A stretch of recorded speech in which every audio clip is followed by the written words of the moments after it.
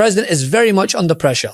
We know this because internal disagreements over this war, they're no longer private. They're leaking into public view. It appears that the 5-alarm fire is coming from inside the House. New reporting from the Daily Beast describes a major split inside the White House, with officials divided over strategy, justification, and the long-term consequences of this conflict. We'll find out. I mean, it's going to be a very specific request. I'm sure it's tied to specific things. It's not a random number, so we have to adequately fund defense. It's a dangerous time. So you support that level? I support what's needed to ensure that the American people remain safe. So we'll see what that number is. I haven't seen the details. We just heard the number this morning. If there are ground troops, should they come to Congress first if there are ground troops? Again, all the details matter. If we're completing the mission and it's a limited scope, then that's not a declaration of war. Cameras down. We gotta vote, guys. And before any of the MAGA nuts dispute such reports, as their president has done in the past, it was reported last week that military leaders disputed Trump's decision, which he denied, and many of the MAGA affiliates also denied. And lo and behold, what happens?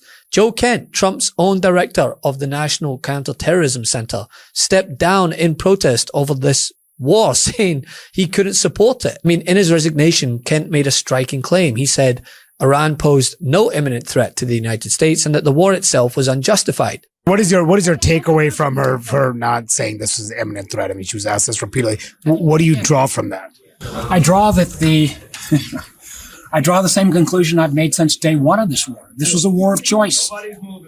There was no imminent threat.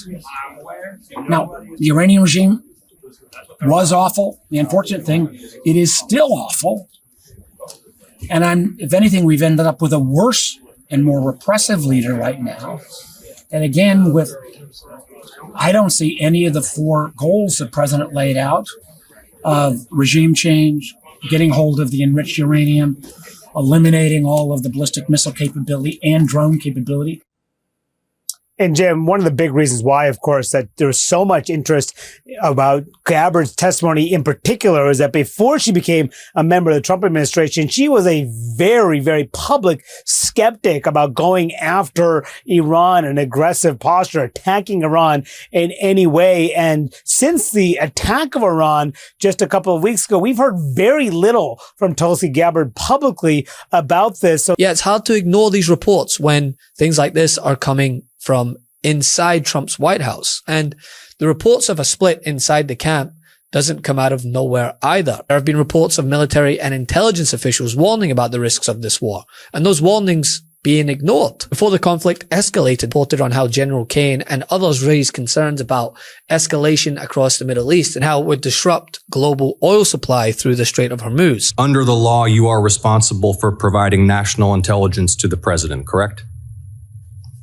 Yes. And to the heads of executive branch departments and agencies, yes? Yes. And to the chairman of the Joint Chiefs and senior military commanders? Across the IC, yes. And to the Senate and the House and relevant committees, correct? Yes. And the law states that the national intelligence you provide to Congress, quote, should be timely, objective, and independent of political considerations, correct? Yes. And you noted in your opening statement you're here fulfilling a statutory responsibility and that your testimony, quote, represents the IC's assessment of threats, right. Correct? That opening statement, as submitted to the committee in advance of this hearing, stated that as a result of last summer's airstrikes, quote, Iran's nuclear enrichment program was obliterated, end quote, correct? That's right. And is that in fact the assessment of the intelligence community? Yes. So the assessment of the intelligence community is that Iran's nuclear enrichment program was obliterated by last summer's airstrikes? Yes. In the opening statement you submitted to the committee last night also stated, quote, there has been no effort since then to try to rebuild their enrichment capability, end quote, correct?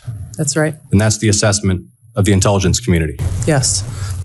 The White House stated on March 1st of this year that this war was launched and was, quote, a military campaign to eliminate the imminent nuclear threat posed by the Iranian regime, end quote. That's a statement from the White House.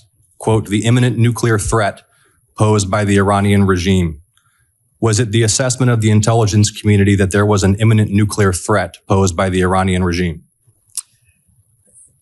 The intelligence community assessed that Iran maintained the intention to rebuild and to continue to grow their nuclear enrichment capability. Was it the assessment of the intelligence community that there was a, quote, imminent nuclear threat posed by the Iranian regime? Yes or no? Senator, the only person who can determine what is and is not an imminent threat is the president. False. This is the worldwide threats hearing where you present to Congress national intelligence, timely, objective, and independent of political considerations.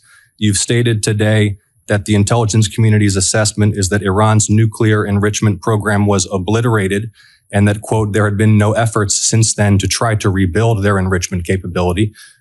Was it the intelligence community's assessment that nevertheless, despite this obliteration, there was a, quote, imminent nuclear threat posed by the Iranian regime? Yes or no? It is not the intelligence community's responsibility to determine what is and is not an imminent threat. Okay. That is up to the president here's the problem. Based on a volume of information that he receives. It is precisely your responsibility to determine what constitutes a threat to the United States. This is the worldwide threats hearing. But again, the decision was made to proceed, and as a result, look what happens. You have the president flip-flopping 30 times in the space of a minute during a presser on whether or not he needs help from our allies. If we ever needed help, they won't be there for us. I've just known that for a long period of time. We have some that are really enthusiastic. They're coming already. This isn't need. Need would be one of the big boys. If we need their mine boats, or if we need anything, any piece of apparatus that they may have because of a situation that they have, they should be jumping to help us. We want them to come and help us with the straight. My attitude is we don't need anybody. We're the strongest nation in the world. We have the strongest military by far in the world. We don't need them. Did you follow that? Thank you. You were talking about Iran a couple times today and what they did after Epic Fury began. You said they hit Qatar, Saudi Arabia, UAE, Bahrain, Kuwait. Nobody expected that. We were shocked. Are you surprised that nobody briefed you ahead of time that that might be their retaliation? Nobody, no. The greatest experts, nobody thought they were going to hit. They were, I wouldn't say friendly countries. They were like neutral. They lived with them for years. Peter, they were going to take over the Middle East. They were going to knock out Israel with their nuclear weapon. But after we knocked out their nuclear potential weapon, they started building missiles, thousands and thousands of missiles. And they were going to do it with missiles while they developed. These are sick people. While they developed nuclear, somehow they were going to start at a different site, because that site was, you saw the site, the mountain. They were going to go into a certain area, which we know exactly where it is, and they were going to do that. And it's incredible what we've done. I tell you, the job we've done.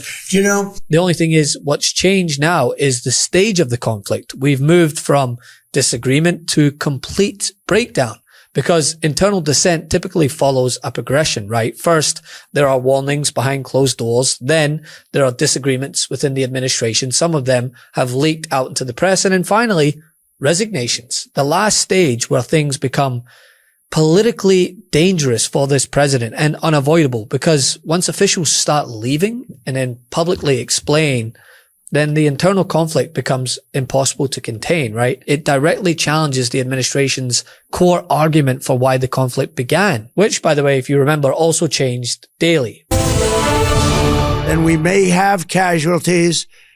That often happens in war. I don't know if this is technically a war.